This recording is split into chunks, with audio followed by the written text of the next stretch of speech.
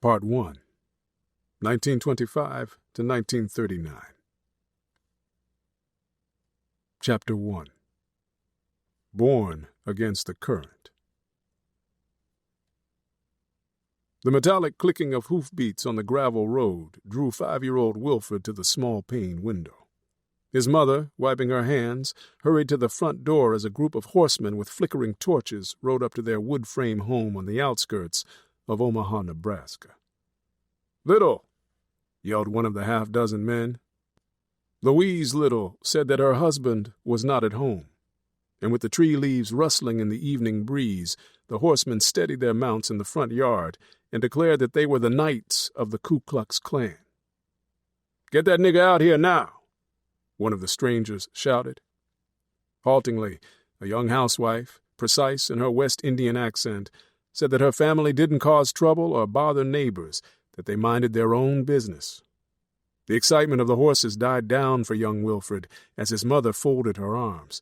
Seen against the flickering kerosene light, she was a sight that, at least momentarily, might have given the white vigilantes pause. Light-complexioned, with thick hair flowing to her waist, Mrs. Little stood taller than the average man of her day, at more than 5 feet 8 inches. And she was pregnant. She was big, Wilfred said years later. She was expecting at any time. "Y'all better get on out of town," said the man in front, exclaiming that they didn't tolerate troublemakers.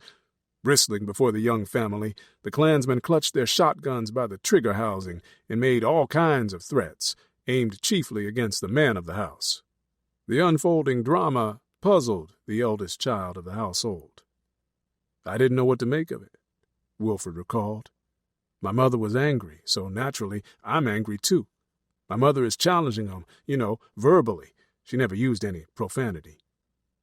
Still, several of the men waved gun barrels toward the door as another spurred his horse forward, shaking his torch at the defiant Mrs. Little. "My mother kept arguing," Wilfred said. The Klan leader got mad. He took the butt of his rifle and knocked the front window out. Baby brother Filbert started crying in a back room, and 3-year-old Hilda tugged at her mother's house dress. If fear of the gunman gripped Mrs. Little, her children detected no sign in her tone and body language, as Wilfred recalled the incident years later. The children, in fact, drew lasting strength from the manner in which their mother stood her ground that spring evening before the bullying white strangers on horseback. However, contrary to his initial impressions, Wilfred would conclude later that it helped greatly that his father was indeed not at home. Eventually, the armed knights of the Klan jerked their horses around in apparent frustration, dipped their torches, and without firing a shot, galloped away as dusk turned into pitch darkness. Their memory of the standoff, dangerous and yet alluring to the youngsters at the time, would trouble them for the rest of their lives, especially the keenly observant Wilfred. After he learned that such Ku Klux Klan visits often ended with roped Negro bodies dangling from a tree, flashbacks of the terror would bolt him awake from youthful sleep some nights. And this eldest child of the Little family would later recount for the author poignant details about that fateful evening. After the vigilantes rode away, the pregnant mother of 3 did not consider calling police to be a viable option, because Negroes understood that city officials generally approved of such Klan activity.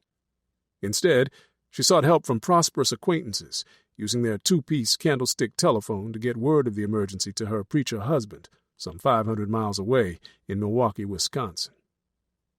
The Reverend Earl Little booked the next train back to Omaha, having moved away from their first cramped quarters on the northern strip of city blocks designated for Negroes. The growing family now lived in a rented farmhouse among white neighbors.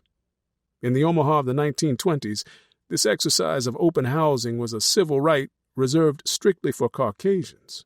However, violating the policy was in keeping with the rebellious spirit of the pioneering young Negro couple. Their breach did not go unnoticed by white residents, including the Klan. Upon discovering the treachery of the white property owners who had rented to the Littles, neighbors turned downright unneighborly, except for an immigrant Hungarian couple who, despite icy stares of others, befriended the Littles even as they were openly harassed as Negro troublemakers.